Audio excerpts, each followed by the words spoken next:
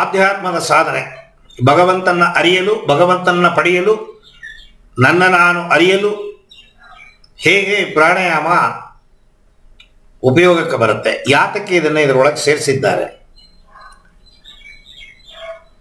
ಸುಮ್ಮನೆ ಯಾತಕ್ಕೆ ಸೇರಿಸಬೇಕು? ಬೆನಿಫಿಟ್ ಎಲ್ಲ ಸಿಗುತ್ತೆ, ಸಂತೋಷ. ಆಧ್ಯಾತ್ಮದಲ್ಲಿ ಬೆನಿಫಿಟ್ ಏನು?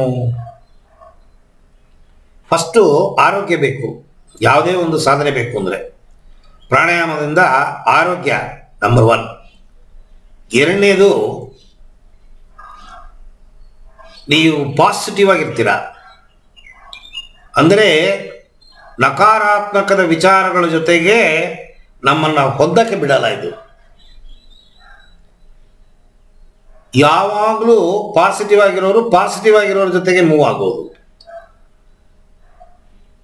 ಮತ್ತೆ ರಕ್ತ ಪರಿಶುದ್ಧ, ಕಾಮ, ಕ್ರೋಧ, ಲೋಭ, ಮೋಹ, ಮದ, ಮಾತ್ಸರ್ಯ ಇವುಗಳನ್ನು ಬ್ಯಾಲೆನ್ಸ್ ಮಾಡಬೇಕು ಅಂತಂದರೆ ನಿಮ್ಮ ಬ್ಲಡ್ ಸರ್ಕ್ಯುಲೇಷನ್ ಪರ್ಫೆಕ್ಟ್ ಆಗಿರಬೇಕು. ಪಂಚಪ್ರಾಣ ಇದು ಪರ್ಫೆಕ್ಟ್ ಆಗಿದ್ದರೆ ಮಾತ್ರ ಕಾಮ, ಕ್ರೋಧ, ಲೋಭ, ಮೋಹ, ಮದ, ಮಾತ್ಸರ್ಯ ಇದು ಮನುಷ್ಯನಿಗೆ ಬೇಕೇ ಬೇಕು. ಬದುಕಬೇಕು ಅಂದರೆ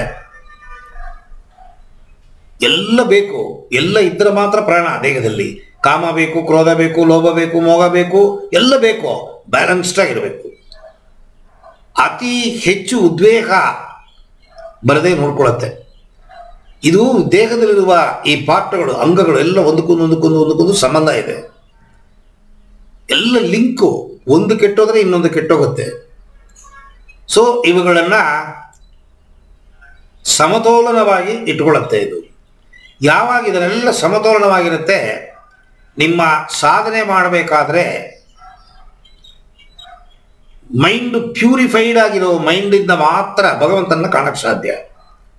ಪವಿತ್ರ ಅಂತ ಅನ್ನೋದು ಮನಸ್ಸಿನ ಪವಿತ್ರ. ದೇಹದ ಪವಿತ್ರ ಹೇಗೆ ಇಂಪಾರ್ಟೆಂಟು ಹಾಗೆ ಮನಸ್ಸು ಪವಿತ್ರ.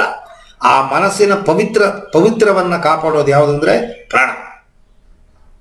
ಹಾಗಾದರೆ ಇಲ್ವಾ ಅಂತಂದರೆ ನಾವು ಸರಿಯಾಗಿ ಪ್ರಾಣ ತಗೋತಾ ಇಲ್ವಲ್ಲ. ಪ್ರಾಣನ ಸರಿಯಾಗಿ ತಗೊಂಡ್ರೆ ಮಾತ್ರ ಪವಿತ್ರತೆ ಬರೋದು, ಇಲ್ಲಾಂದರೆ ಪವಿತ್ರ ಬರಲ್ಲ. ಪವಿತ್ರವೇ ಭಗವಂತ. ಆ ಭಗವಂತನ ಅರಿಯಲು ಪವಿತ್ರತೆಯನ್ನು ಪಡಿಬೇಕು.